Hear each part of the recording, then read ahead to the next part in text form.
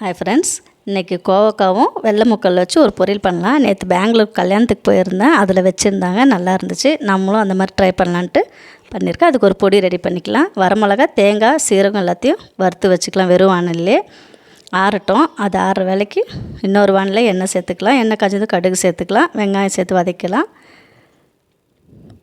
வெங்காயம் நல்லா வதங்கின பிறகு தக்காளி சேர்த்துக்கலாம்.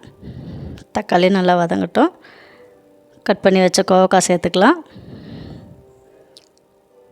கொஞ்சம் மஞ்சத்தூள், மிளகாய்த்தூள், தனியாத்தூள் சேர்த்து